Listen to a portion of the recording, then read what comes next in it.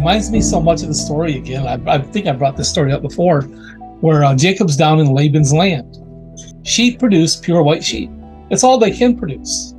Except Uncle Laban came along and said, here's what I'll do, Jacob. I'll give you all the speckled and spotted ones.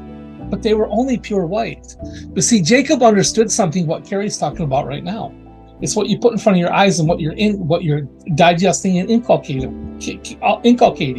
So what he did, he understood how the group dynamic works. So he went and cut down a bunch of popular wood, and put it in front of their eating troughs. Poplar wood is like birch wood or whatever. It's all speckled and spotted.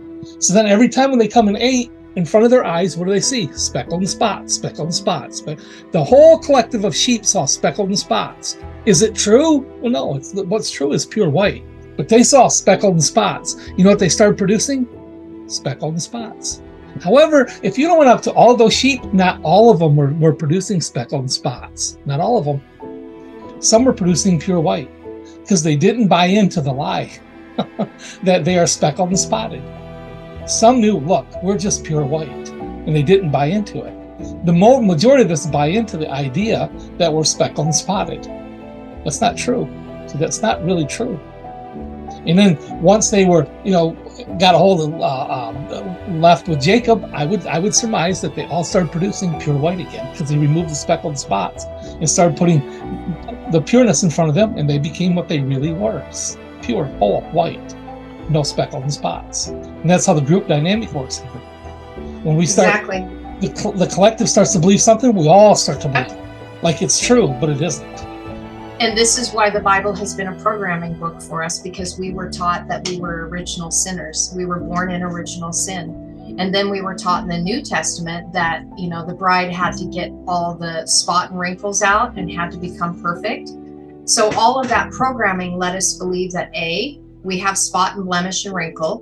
B, that we're sinners saved by grace, but originally we're sinners. And what was the other thing that I just said? Oh, that we aren't perfect and we have to try to make ourselves perfect.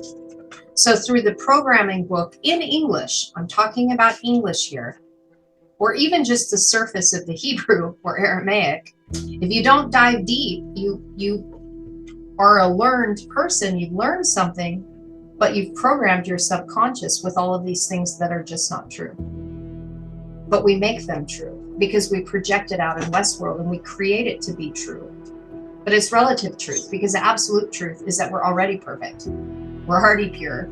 We're not spotted. We're not blemished. We don't have wrinkles. We're already holy. We've always been holy, whole, healed, one, wholeness.